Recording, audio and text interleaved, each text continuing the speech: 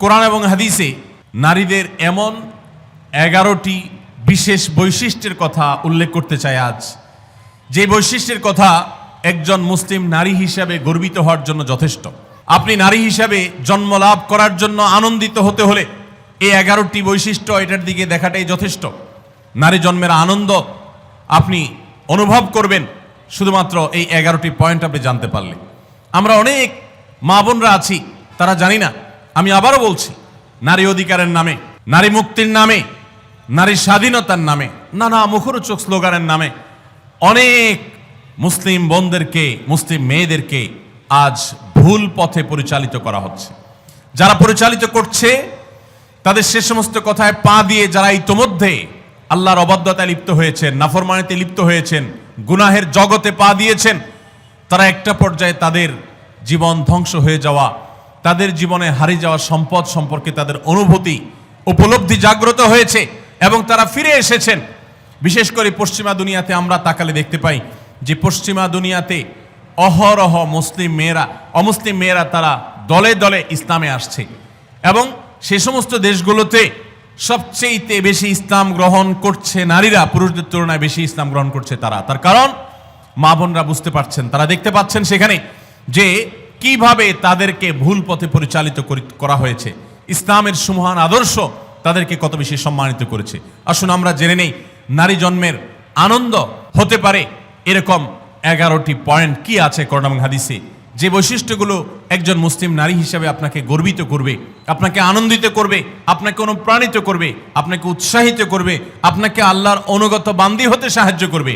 Number 1, আমরা অনেকেই জানি হয়তো, আবার অনেকের অজানাও থাকতে পারে যে ইসলাম সর্বপ্রথম গ্রহণ করেছেন একজন নারী।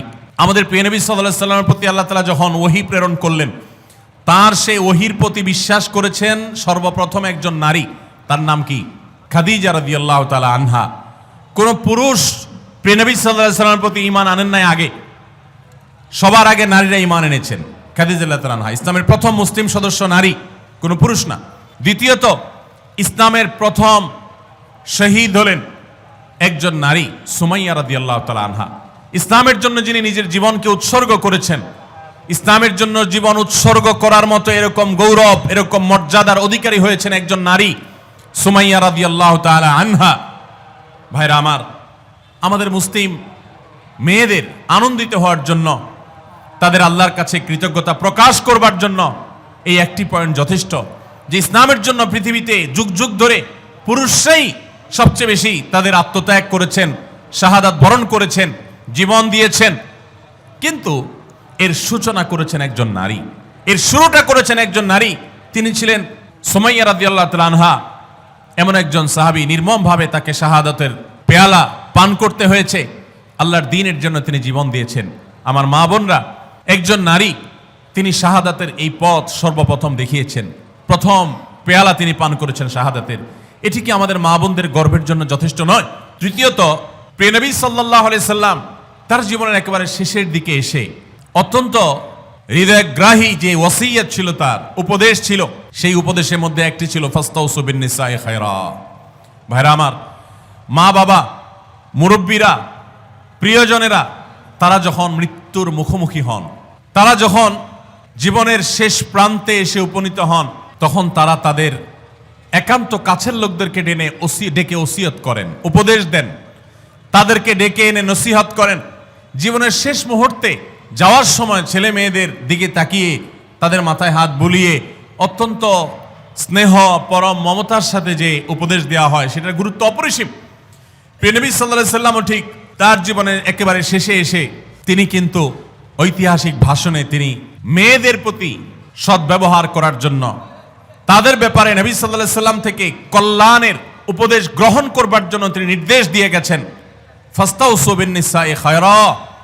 হে দুনিয়ার মানুষ, তোমরা মেয়েদের ব্যাপারে কল্যাণের আচরণ, ভালো আচরণ করার ব্যাপারে আমার কাছ থেকে উপদেশ গ্রহণ করো, আমি তোমাদের ওসিয়ত করে গেলাম। প্রিয় নবী সাল্লাল্লাহু আলাইহি ওয়াসাল্লাম এরকম হৃদয়গ্রাহী ভাষায় মা বোনদের ব্যাপারে সাবধান সতর্ক করে গেছেন। তার জীবনের শেষ সতর্ক বাণীগুলোর মধ্যে থেকে একটি, যে নারীদের ব্যাপারে তোমরা আমার কাছ থেকে উপদেশ গ্রহণ করো, কল্যাণ, তাদের সাথে তোমরা কল্যাণের আচরণ করবে, তাদের কল্যাণ কামী হবে, সুন্দর আচরণ করবে, তাদের কোনো কষ্ট দিবে না। অর্থাৎ এই মর্মে আমি তোমাদেরকে ওসিয়ত করে যাচ্ছি, আমার এই ওসিয়তকে তোমরা মেনে চলবে। মায়েদের আনন্দের একটা বিষয় এটি, তাদের গর্ব করার মতো একটি বিষয় এটি যে প্রিয় নবী সাল্লাল্লাহু আলাইহি সাল্লাম জীবনের শেষ ওসিয়তগুলোর মধ্যে থেকে একটি ছিল আমাদের ব্যাপারে যেন সবাই সজাগ থাকে। নাম্বার 4, আমরা জানি যে কোরআনে কারিমে আল্লাহ রাব্বুল আলামিন নারীদের সূরা নামে সূরা রেখেছেন, পুরুষদের সূরা এরকম নামে অর্থাৎ পুরুষদের সংশ্লিষ্ট সূরা বলতে আলাদা কোনো সূরা রাখেন নাই। শুধু তাই নয়, কোরআনে কারিমের সবচেয়ে বড় দীর্ঘ আয়াতনের গুরুত্বপূর্ণ সূরা হলো সূরাতুন নিসা। এই সূরাতুন নিসা আল্লাহ তাআলা নারীদের নামে নামকরণ করেছেন। সেখানে নারীদের সমস্ত অধিকারগুলো, তাদের বিধিবিধানগুলো, তাদের মর্যাদা, তাদের করণীয়, তাদের জন্য মোটিভেশন আল্লাহ তাআলা সেখানে রেখেছেন। শুধু সূরা নিসাই নয়, কোরআনে কারিমে আল্লাহ রাব্বুল আলামিন সূরা নিসার পাশে সূরা তাহরিম, সূরা তালাক, সূরা মুজাদালা, অনেকগুলো সূরা নারীদের জন্য, নারীদের বিধিবিধান সংশ্লিষ্ট বিষয়গুলোর জন্য আল্লাহ তাআলা নাজিল করেছেন। এগুলো এক একটা 2 পৃষ্ঠা 4 পৃষ্ঠার সূরা, আর সূরা নিসা তো বহু পৃষ্ঠা সম্বলিত সূরা। কোরআনে কারিমে 25 জন নবী রাসূলের আলোচনা যেরকম রয়েছে, ঠিক একইভাবে 20-25 জন মহিয়সী নারীর আলোচনা কোরআনে রয়েছে। কোরআনে আল্লাহ রাব্বুল আলামিন এতগুলো নারীর আলোচনা বিভিন্ন প্রসঙ্গে যে ইঙ্গিত করেছেন, আলোচনা করেছেন, এখান থেকে মাতৃজাতির প্রতি যে মর্যাদা রয়েছে সেটি ইসলামে যে মর্যাদা রয়েছে সেটি প্রকাশিত হয়। একজন নারী হিসাবে আনন্দিত হওয়ার জন্য এই পয়েন্টটা কি যথেষ্ট নয় যে কোরআন তাদেরকে এত গুরুত্ব দিয়েছে, এত মর্যাদা দিয়েছে? সম্মানিত উপস্থিতি, 5 নম্বর, নবী সাল্লাল্লাহু আলাইহি সাল্লামের ঐতিহাসিক বক্তব্য, ঐতিহাসিক হাদিস রয়েছে, আপনারা অনেকে জানেন। তিনি বলেছেন, খায়রুকুম লি আহলি ওয়া আনা খায়রুকুম লি আহলি। পুরুষদের জন্য তিনি নারীদের কাছ থেকে ভালো হওয়ার সার্টিফিকেট নেওয়াকে ভালো হওয়ার পূর্ব শর্ত হিসেবে উল্লেখ করেছেন। এটা নারী জাতির জন্য আনন্দের বিষয় যে পৃথিবীর কোনো পুরুষ তিনি আল্লাহর খাতায় ভালো, এটা তার নাম লেখাতে হলে, আল্লাহর কাছে ভালো প্রমাণ হতে হলে তার স্ত্রীর কাছে তিনি ভালো এই সার্টিফিকেট নিতে হবে। সার্টিফিকেট নেওয়া বলতে কাগজে সার্টিফিকেট না। যে ব্যক্তি তার আচার আচরণ দ্বারায়, তার কর্মকাণ্ড দ্বারায়, তার সুন্দর আখলাক দ্বারায় তার স্ত্রীকে এতটা সন্তুষ্ট করতে পেরেছে যে স্ত্রী মন থেকে তার স্বামীকে ভালো মানুষ হিসেবে জানে, এই সার্টিফিকেট, এই সাক্ষ্য স্ত্রীর কাছ থেকে এই মূল্যায়ন পাওয়ার আগ পর্যন্ত মানুষ আল্লাহর কাছে শ্রেষ্ঠ হয় না। নবী সাল্লাল্লাহু আলাইহি সাল্লাম এই ঐতিহাসিক বাণীর মাধ্যমে নারী জাতিকে কোন মর্যাদা আসীন করেছে চিন্তা করুন। আমাদের দেশের চারিত্রিক সনদপত্র বিভিন্ন জনপ্রতিনিধিগণ ইস্যু করে থাকেন, মেম্বার, চেয়ারম্যান, কমিশনাররা দিয়ে থাকেন। এর ফলে তাদের একটা মর্যাদা বোঝা যায় যে তারা সাধারণ নাগরিকের, সাধারণ মানুষের, সর্বস্তরের মানুষের চারিত্রিক সনদপত্র ইস্যু করে থাকেন।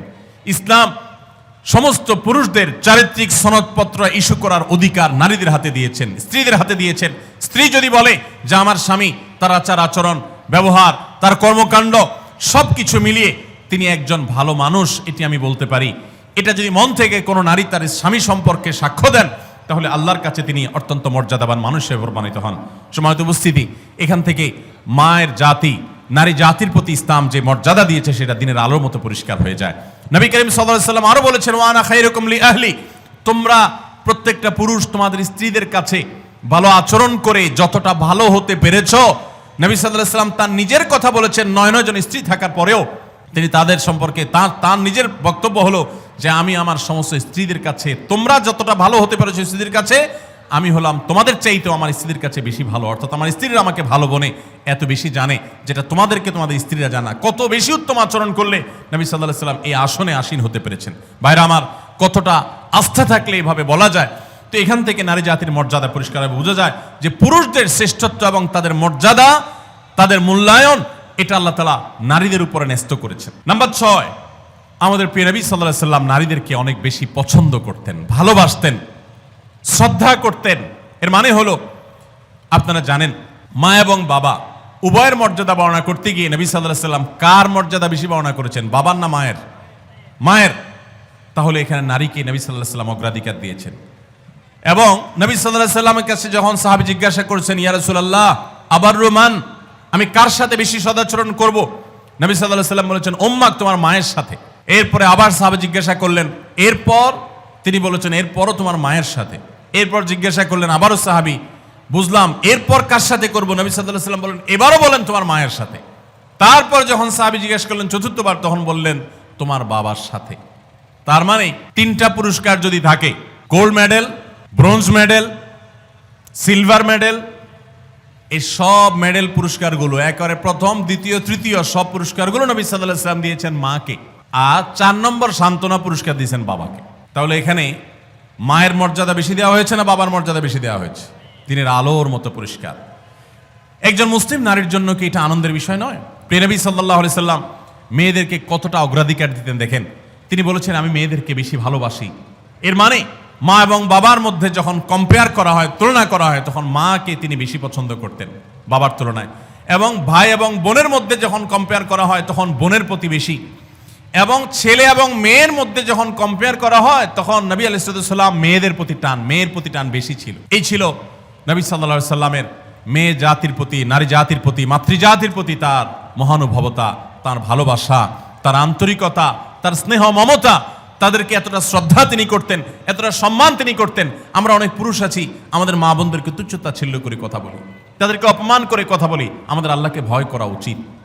তারা ভুল করলে সেটা উত্তম উপায়ে সংশোধন করা উচিত, ব্যবহার খারাপ করা উচিত নয়। যাই হোক, তাহলে 6 নম্বরে আমরা জানলাম যে মাতৃজাতির আনন্দের বিষয় হলো, নারী জাতির আনন্দের বিষয় হলো, মুসলিম নারীর আনন্দের বিষয় হলো, তার মর্যাদার বিষয় হলো যে নবী সাল্লাল্লাহু আলাইহি সাল্লাম তাদেরকে ভালোবাসতেন। পুরুষদের তুলনায় সবসময় নারীদেরকে তিনি অগ্রাধিকার দিতেন, বেশি পছন্দ করতেন, ভালোবাসতেন। নাম্বার 7, জান্নাত নারীদের জন্য আল্লাহ তাআলা সবচেয়ে সহজ করেছেন। পুরুষদের তুলনায় নারীদের জন্য জান্নাত অনেক সহজ করা হয়েছে। একজন পুরুষ, তাকে জান্নাতে যেতে হলে তাকে হালাল উপার্জন করতে হয়। আর ইসলাম উপার্জনের কোনো দায় দায়িত্ব মেয়েদের উপরে চাপান নাই। যতদিন বিয়ে না হবে তিনি বাবার দায়িত্বে থাকবেন। যখন বিয়ে হয়ে যাবে স্বামীর দায়িত্বে চলে যাবেন। স্বামী মারা যাবে ছেলেদের দায়িত্বে চলে যাবেন, ভাইদের দায়িত্বে চলে যাবেন। কিন্তু নারী, তাকে তার নিজের ভরণ পোষণের জন্য ইসলাম বলে নাই স্ট্রাগল করতে, বরং তার জন্য পুরুষরা স্ট্রাগল করতে বাধ্য। আর পুরুষরা যখন স্ট্রাগল করতে যায়, উপার্জন করতে যায়, কামাই রোজগার করতে যায়, তখন তার হালাল হারাম বাজ বিচার করতে হয়। কাজটা কিন্তু সহজ না। হারাম থেকে বেঁচে থেকে আবার পয়সা করে কামাই করে এনে পরিবারের ভরণ পোষণের ব্যবস্থা করা, এটা খুব সহজ কাজ না। এই জন্য পুরুষকে জান্নাতে যেতে হলে শুধু 5 ওয়াক্ত নামাজ পড়লে, রমজানের রোজা রাখলে এবং মৌলিক কিছু কাজ করলেই যথেষ্ট হয় না, তাকে হালাল উপার্জন করতে হয়, হারাম থেকে বাঁচতে হয়। নারীর জন্য এই সমস্ত হ্যাসেল নাই, তাদের জন্য অনেক সহজ। নবী করিম সাল্লাল্লাহু আলাইহি সাল্লাম বলেছেন, ইদা সাল্লাতিল মারআতু খামসাহা ওয়া সামাত শাহরাহা ওয়া আতাআত যাওজাহা ওয়া হাফিজাত ফারজাহা। কোন নারী যখন 4টি কাজ করে, 5 ওয়াক্ত নামাজ যখন পড়ে, রমজানের রোজা যখন ঠিকমতো রাখে এবং স্বামীর আনুগত্য, স্বামী যদি অন্যায় কোনো কথা না বলে তাহলে তাকে মেনে চলে, মান্য করে, শ্রদ্ধা করে, অভিভাবক হিসাবে তার সিদ্ধান্তকে মেনে চলে এবং নিজের ইজ্জত আবরুর হেফাজত করে, কোনোভাবে চরিত্রহীন নারীদের কাতারে সামিল হয় না, গুনাহ করে না। সেটা ইমোতে হোক, সেটা সোশ্যাল মিডিয়াতে হোক, মেসেঞ্জারে হোক, ফেসবুকে হোক, ইউটিউবে হোক, অনলাইনে হোক, অফলাইনে হোক, বিবাহ বহির্ভূত সম্পর্কের মাধ্যমে হোক, কোনোভাবে নিজের চরিত্রকে নষ্ট করে না। এই নারী, আল্লাহ রাব্বুল আলামিন তাকে জান্নাতের যে কোনো দুয়ার দিয়ে প্রবেশ করার সুযোগ দান করবেন। ভাইরা আমার, এই যে মর্যাদা দেওয়া হলো, জান্নাতে প্রবেশ করা তাদের জন্য সহজ করে দেওয়া হয়েছে। 4টি আমল তাদেরকে জান্নাতে যেতে সাহায্য করবে। আর পুরুষ তাকে অনেক স্ট্রাগল করে তারপরে তাকে জান্নাতে যেতে হয়। এটা নারী জাতির জন্য আনন্দের বিষয়। নাম্বার 8, মেয়েরা যদি হজ করে তাহলে তাদের সেই হজ জেহাদের সমতুল্য। পুরুষ হজ করলে হজের সওয়াব পাবে, বাস এটুকু। একজন নারী যখন হজ করেন তখন তিনি পুরুষদের মতো হজের সওয়াব তো পাবেনই, পাশাপাশি ইসলাম তাকে জেহাদে শামিল হয়ে পুরুষ যেরকম মর্যাদা পায়, হজ করার মাধ্যমে নারীকে সেই মর্যাদা দেয়। হজ্জুহুন্না জিহাদ। নবী সাল্লাল্লাহু আলাইহি সাল্লাম তাদের নারীদের হজকে জিহাদের সাথে তুলনা করেছেন। এটা তাদের মর্যাদার ব্যাপার, এটা তাদের জন্য স্পেশাল। ঠিক একইভাবে নম্বর 9, নারীরা যদি কোনো সন্তানদেরকে সুন্দরভাবে জন্মদানের পর লালন পালন করে, বিশেষ করে জন্মদান করতে গিয়ে যদি কোনো নারী মৃত্যুবরণ করেন তাহলে তাকে শাহাদাতের মর্যাদা দেওয়ার কথা বলা হয়েছে। এবং তারা যদি নিজেদের সন্তানকে সুন্দরভাবে লালন পালন করেন তার জন্য জান্নাতের গ্যারান্টির কথা বলা হয়েছে। সন্তান লালন পালন করা আলাদা ইবাদত, আলাদা মর্যাদার বিষয়। সন্তান জন্ম দেওয়া আলাদা ইবাদতের বিষয় তাদের জন্য।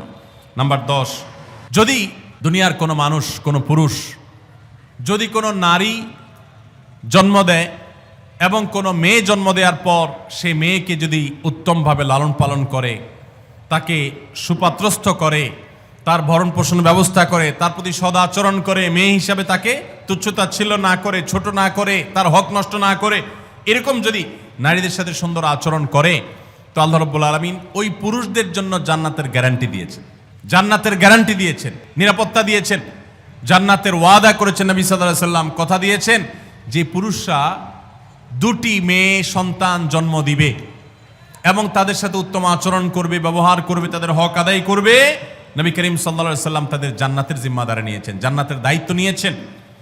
এবং অন্য আরেকটি হাদিসে আছে নবী সাল্লাল্লাহু আলাইহি সাল্লাম জান্নাতে তার সাথে থাকার সৌভাগ্য হবে বলেছেন যদি কেউ তার দুটি বোন অথবা দুটি মেয়েকে সুন্দরভাবে, উত্তমভাবে তাদের সাথে আচার আচরণ করে, ব্যবহার করে, তাদের হক আদায় করে, কোনো ক্ষেত্রে ত্রুটি না করে, যত্ন করে, তাহলে সে ব্যক্তি শুধু জান্নাতে যাবে তা নয়, নবী সাল্লাল্লাহু আলাইহি সাল্লামের সাথে জান্নাতে থাকতে পারবে।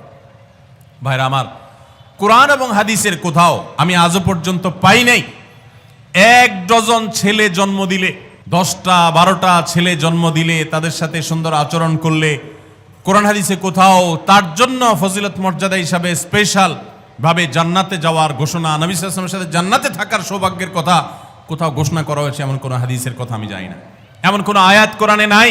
কিন্তু 2জন বা 2জনের অধিক মেয়েকে যদি কোনো বাবা মা লালন পালন করেন, সুন্দরভাবে তাদের সাথে সদাচরণ করেন, দুর্ব্যবহার না করেন, তাদেরকে কোণঠাসা করে না রাখেন, মেয়ে হিসাবে তাদের প্রতি জুলুম না করেন, তাহলে ওই ব্যক্তিদের জন্য জান্নাতের গ্যারান্টির কথা বলেছেন। তাহলে নারী হিসাবে জন্ম লাভ করা এটা আনন্দের বিষয় মুসলমান মেয়েদের জন্য।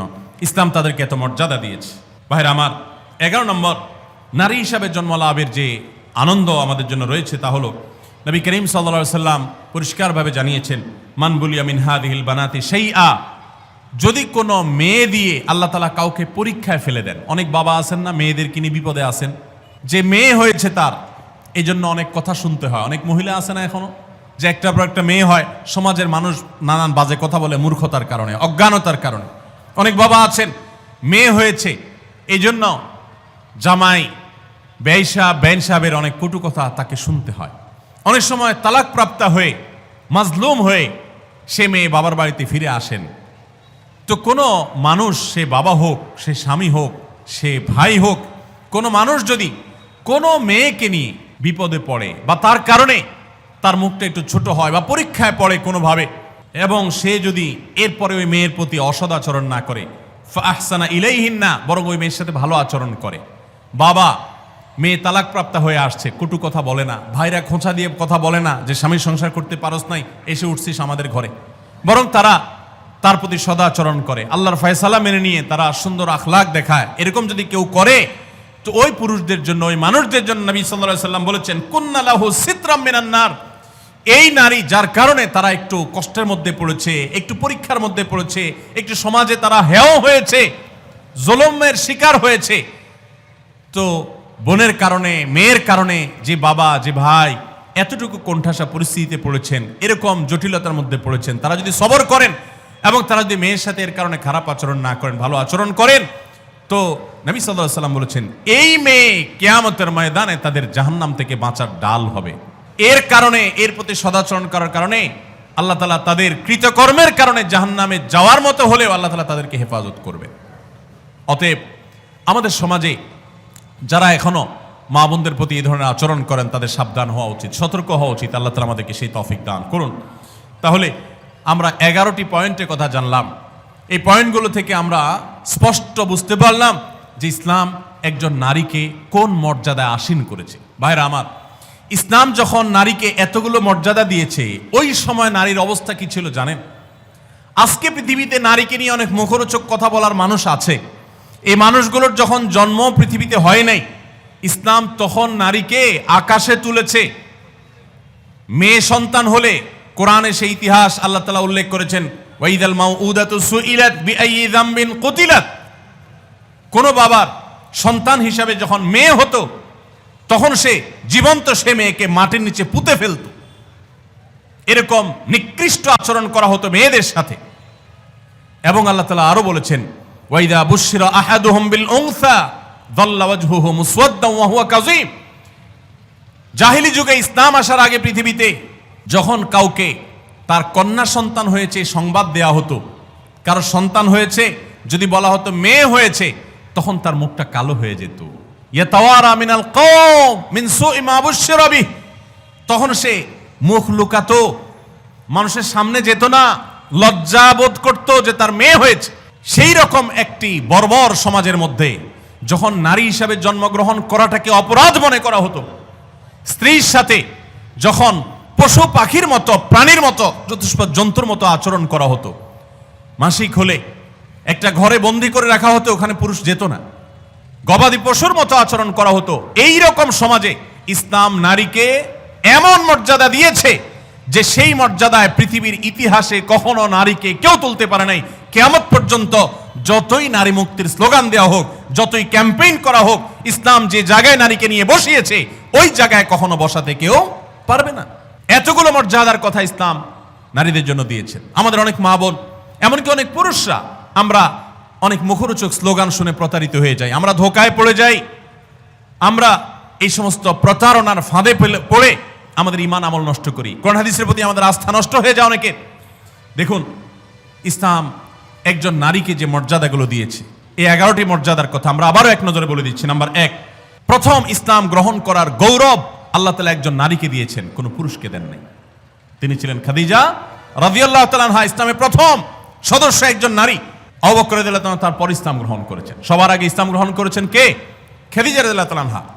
নারী জাতির জন্য কত গৌরবের বিষয়, এটা আল্লাহ তাআলা এই মর্যাদা দিয়েছেন তাদেরকে। দ্বিতীয়ত, ইসলামের জন্য সবচেয়ে বড় আত্মত্যাগের বিষয় হলো শাহাদাত, নিজের জীবন আল্লাহর রাস্তায় বিলিয়ে দেওয়া। ইসলামের জন্য সর্বপ্রথম জীবন বিলিয়ে দেওয়ার এই মর্যাদা, এই গৌরব আল্লাহ তাআলা দিয়েছেন একজন নারীকে, তিনি ছিলেন সুমাইয়া রাদিয়াল্লাহু তাআলা আনহা। তৃতীয়ত, প্রিয় নবী সাল্লাল্লাহু আলাইহি সাল্লামের বিদায় হজে তার জীবনের শেষের দিকে যে ঐতিহাসিক বক্তব্য দিয়েছেন, সেই ঐতিহাসিক ভাষণে যাদের প্রতি বিশেষ যত্নশীল হওয়ার জন্য পুরুষদেরকে, অন্য সবাইকে নির্দেশ করেছেন, তারা হলেন নারীরা। ফাস্তাউসু বিন-নিসাই খায়রা, তোমরা মেয়েদের প্রতি সদাচরণ করার ব্যাপারে আমার কাছ থেকে ওসিয়ত গ্রহণ করো, আমি ওসিয়ত করতেছি তোমাদেরকে। নবী সাল্লাল্লাহু আলাইহি ওয়াসাল্লাম নারীদের প্রতি সদাচরণ করার ওসিয়ত করে গেছেন, এটা নারী জাতির জন্য গৌরবের বিষয়। নাম্বার 4, কোরআনে কারীম নারী জাতিকে এত গুরুত্ব দিয়েছে যে কোরআনের সবচেয়ে বড় সূরাগুলোর একটি হলো সূরাতুন নিসা, নারীদের সূরা। সূরায়ে নাজিল করেছেন আল্লাহ তাআলা নারীদের সূরা বলে। পুরুষদের সূরা বলতে, সূরাতুর রিজাল বলতে কোনো সূরা নাই, নারীদের সূরা বলতে সূরা আছে। শুধু তাই নয়, কোরআনে কারীমে এই সূরায় যেরকম নারীদের অধিকার, তাদের জন্য উপদেশ, তাদের প্রতি অন্যদের কর্তব্য, তাদের সংশ্লিষ্ট বিধিবিধান আলোকপাত করেছেন, ঠিক একইভাবে কোরআনে কারীমে আরো অনেকগুলো গুরুত্বপূর্ণ সূরা, কয়েক পৃষ্ঠাব্যাপী যে সমস্ত সূরা রয়েছে, সূরা তাহরিম, সূরা তালাক, সূরা মুজাদালা, নারীদের জন্য উল্লেখ করেছেন। কোরআনে 25 জন নবী রাসূলের যেরকম আল্লাহ তাআলা আলোচনা করেছেন, 20-25 জন মহিয়সী নারীর আলোচনা করেছেন। মারিয়ামের আলোচনা, আয়েশার আলোচনা, সারা হাজারের আলোচনা, যাকার স্ত্রীর আলোচনা, মুসা ইসলামের মায়ের আলোচনা, মুসা ইসলামের স্ত্রী শোয়েব ইসলামের মেয়ের আলোচনা, মুসা ইসলামের বোনের আলোচনা, উম্মাহাতুল মুমিনিনের আলোচনা, নবী পত্নীদের আলোচনা, বিলকিসের আলোচনা, ফেরাউনের স্ত্রী আসিয়ার আলোচনা, ইমরানের স্ত্রী তার আলোচনা, ঈসা ইসলামের নানী ঈসা ইসলামের মা মারিয়ামের আলোচনা, এবং আইয়ুব আলাইহিস সালামের স্ত্রীর আলোচনা, এবং খাদিজা রাদিয়াল্লাহু তাআলার আলোচনা, আয়েশা রাদিয়াল্লাহু তাআলার আলোচনা, হাফসার আলোচনা, যারা বিনতে জাহাশ রাদিয়াল্লাহু তাআলা আনহুন্না তাদের আলোচনা, এরকম আর অনেক নেককার মহিষী নারীর আলোচনা কোরআন উল্লেখ করেছেন। এ থেকে কোরআন যে নারীদের মর্যাদা সেটি বোঝা যায়। নাম্বার 5, নবী সাল্লাল্লাহু আলাইহি সাল্লাম বলেছেন, তোমাদের মধ্যে সবচেয়ে উত্তম সে যে ব্যক্তি তার স্ত্রীর কাছে ভালো হতে পেরেছে, যার স্ত্রী তার ব্যাপারে সাক্ষ্য দেয় যে আমার স্বামী একজন আসলে আপাদমস্তক ভালো মানুষ, ভেতর থেকে সাক্ষ্য যে নিতে পারে, এই মূল্যায়ন যে নিতে পারে, সেই হলো প্রকৃত অর্থে ভালো মানুষ। নারীদের কাছে পুরুষদের মর্যাদার মূল্যায়নের চাবিকাঠি এবং সুইচ নবী সাল্লাল্লাহু আলাইহি সাল্লাম তাদের হাতে দিয়ে দিয়েছেন। কত বড় মর্যাদার বিষয়টি তাদের জন্য। নাম্বার 6, নবী সাল্লাল্লাহু আলাইহি সাল্লাম সবসময় নারীদেরকে বেশি অগ্রাধিকার দিতেন, পুরুষের তুলনায় বেশি পছন্দ করতেন, ভালোবাসা দিতেন, স্নেহ মমতা দিতেন। এজন্য মেয়েদের প্রতি তার ভালোবাসা ছিল অনেক বেশি। শুধু তিনি নন, ইমাম মালিক রাহমাতুল্লাহ আলাইহি বলেছেন, আল আম্বিয়া ওয়া আবুল বানাত, নবীগণ হলেন মেয়েদের বাবা। বেশিরভাগ নবীদেরকে আল্লাহ তাআলা মেয়ে সন্তান বেশি দিয়েছেন, এটা তাদের জন্য গৌরবের। এবং এখান থেকে আমাদের শিক্ষার বিষয় রয়েছে। এবং নবী সাল্লাল্লাহু আলাইহি সাল্লাম মা এবং বাবার মধ্যে বাবাকে অগ্রাধিকার দিতেন, এবং মেয়ের মধ্যে মেয়েদেরকে বেশি ভালোবাসতেন। এটা তার সুন্নাহ ছিল, এটা তার অভ্যাস ছিল, তিনি বেশি পছন্দ করতেন তাদেরকে। এটাও নারীর জন্য আনন্দের বিষয়। নাম্বার 7, জান্নাত মেয়েদের জন্য যাওয়া অনেক সহজ, অনেক সহজ। মেয়েরা যদি 5 ওয়াক্ত নামাজ পড়ে, রমজান রোজা রাখে, স্বামীর আনুগত্য করে চলে, কোনো অধ্যত্ব দেখায় না, এবং নিজের চরিত্রের হেফাজত করে, তাদের জন্য জান্নাতে যাওয়া সহজ হয়। পুরুষদের মতো হালাল হারাম মেনটেন করে তারপর সেগুলো লক্ষ্য রেখে তারপর উপার্জন করার মতো আর অনেক স্ট্রাগল করে তাদেরকে উপার্জন করতে হয় না। হালাল হারাম উপার্জন করতে গিয়ে পুরুষরা মানুষকে গালি দিয়ে হারাম কামাই করে জাহান্নামে যেতে হয়, মানুষের সাথে মারামারিতে লিপ্ত হতে হয়, অনেক কঠিন পরিস্থিতির মুখোমুখি হতে হয়। এসব হ্যাসেল মেয়েদের জন্য নয়, বরং কোনো নারী তিনি যদি সন্তান জন্ম দিতে গিয়ে যদি তিনি মৃত্যুবরণ করেন, তাকে শাহাদাতের মর্যাদা দেওয়া হয়, তাদের জান্নাতে যাওয়ার পথ তুলনামূলকভাবে অনেক সুগম। নাম্বার 8, মেয়েদের হজকে নবী সাল্লাল্লাহু আলাইহি ওয়াসাল্লাম জিহাদের সাথে তুলনা করেছেন। তারা হজ করলে সেটা জিহাদের সওয়াব পাওয়া যায়। নাম্বার 9, মেয়েদেরকে লালন পালন করলে পুরুষদের জন্য নবী সাল্লাল্লাহু আলাইহি ওয়াসাল্লাম জান্নাতের দায়িত্ব নিয়েছেন। শুধু তাই নয়, যদি দুইজন মেয়ে দুইজন বোনকে কেউ সুন্দরভাবে লালন পালন করে, সদাচরণ করে, তাদের প্রতি বৈষম্য না করে, ছেলেদেরকে দিল মেয়েদেরকে দিল না এরকম না করে, বরং ছেলেদেরকে যা দেয় মেয়েদেরকেও দেয়, তাদের প্রতি কোনো হক নষ্ট করে না, ছোট নজরে দেখে না, বৈষম্যের নজরে দেখে না, তাদের প্রতি ভালো আচরণ করে, সুশিক্ষা দেয়, দ্বীনের শিক্ষা দেয়, আল্লাহর সাথে পরিচয় করায়, সুপাত্রস্থ করে, কোনোভাবে তাচ্ছিল্য করে না, অবজ্ঞা করে না, এরকম যদি কোনো পুরুষ করে, নবী সাল্লাল্লাহু আলাইহি ওয়াসাল্লাম তার জান্নাতের দায়িত্ব তো নিয়েছেন, পাশাপাশি হাদিসে এও বলা আছে যে নবী সাল্লাল্লাহু আলাইহি ওয়াসাল্লামের সাথে জান্নাতে থাকার সৌভাগ্য লাভ হবে ওই ব্যক্তির। নবী সাল্লাল্লাহু আলাইহি ওয়াসাল্লামের সাথে জান্নাত থাকার সুযোগ পাওয়া যাবে। নাম্বার 10 আর 11 নম্বর এবং সর্বশেষ পয়েন্ট হলো, যে ব্যক্তি তার পরিবারের কোনো মেয়ের কারণে তার মুখটা ছোট হয়, বিপদে পড়ে, তালাকপ্রাপ্ত হয়েছে, জুলুম করা হয়েছে এবং সমাজে তার মুখটা ছোট হয়েছে, সমাজের মানুষ অজ্ঞানতার কারণে, মূর্খতার কারণে তাকে নানান কটু কথা শোনায়, অথবা মেয়েদের ভরণ পোষণ তার উপর বর্তাইছে কোনো কারণে, তালাক হয়ে গেছে, তখন মা, বাপ, ভাই, যারা পুরুষ সদস্য আছেন বা অন্য নারী সদস্য আছেন, সবাই যদি সেই মেয়ের সেই কষ্টের কারণে, মেয়ের কারণে, কষ্টের কারণে বা কোনো প্রকার জটিল পরিস্থিতি পড়ার কারণে যদি সবর করে ধৈর্য ধারণ করে, নবী করিম সাল্লাল্লাহু আলাইহি ওয়াসাল্লাম বলেছেন কুন্না লাহু সিতরাম মিনান নার, তাহলে এই ব্যক্তির জন্য এই মেয়েরা আল্লাহর কাছে কিয়ামতের দিন জাহান্নাম থেকে মুক্তির কারণ হবে। এত মর্যাদা ইসলাম নারীদেরকে দিয়েছে। ভাইরা আমার, এই বিষয়ে একজন মুসলিম নারী হিসাবে আমাদের আল্লাহর কাছে শুকরিয়া আদায় করা উচিত, আল্লাহর আনুগত্য করা উচিত, আল্লাহর গোলামি করা উচিত, আল্লাহর দাসত্ব করা উচিত, আল্লাহর হুকুমগুলো মেনে চলা উচিত। আল্লাহ তাআলা আমাদের সবাইকে সেই তৌফিক দান করুন। একজন মুসলিম নারী হিসাবে জন্মলাভ করার আনন্দের 11টি পয়েন্ট, 11টি কারণ এবং আনন্দিত হওয়ার 11টি উপলক্ষের কথা আমি তুলে ধরেছি। আরো বহু পয়েন্ট আছে, কোরআন হাদিস ঘাটলে আপনি দেখবেন ইসলাম কোথায় নিয়ে গেছে নারীকে। আমি আবারও বলছি, এখন নারীদের পক্ষে অনেক লম্বা লম্বা কথা বলার মানুষ পাওয়া যায়। বেশিরভাগ যারা নারীদের অধিকার নিয়ে কথা বলে, এদের বেশিরভাগের উদ্দেশ্যই অসৎ, পদ্ধতি ত্রুটিপূর্ণ। নারীদের অধিকার দিতে গিয়ে তাদেরকে রাস্তার বাহির করে ফেলে, তাদেরকে বিপদগামী করে ফেলে। দেখুন, যারা নারীদেরকে অধিকার দেওয়ার কথা বলে, তাদের বাইরে চাকরি বাকরি ইত্যাদির বন্দোবস্ত হওয়ার পক্ষে স্লোগান দেয়, কথা বলে, মনে হয় যে তারা নারীদের উপার্জনের পরে সিরিয়াস। তারা দেখবেন যুবতী নারীদের চাকরি দেওয়ার ব্যাপারে সিরিয়াস। যে সমস্ত নারীরা রিটায়ারমেন্টে চলে গেছেন, বৃদ্ধা হয়ে গেছেন, তাদের দেখার কেউ নাই, এদের জন্য দেখবেন চাকরির পথ এরকম সুগম তারা করতে চায় না, বেছে বেছে তারা ইয়াং মেয়েদের চাকরি দিতে চায়। এখান থেকে তাদের উদ্দেশ্যের অসততা পরিষ্কারভাবে বোঝা যায়। যাই হোক, একজন মুসলিম নারী হিসাবে আমাদের আনন্দের অনেকগুলো বিষয় আছে। আল্লাহ তাআলা আমাদেরকে সবাইকে সেজন্য শুকরিয়া আদায় করার তৌফিক দান করুন। আস-সুন্নাহ ফাউন্ডেশন, উম্মার স্বার্থে সুন্নাহর সাথে।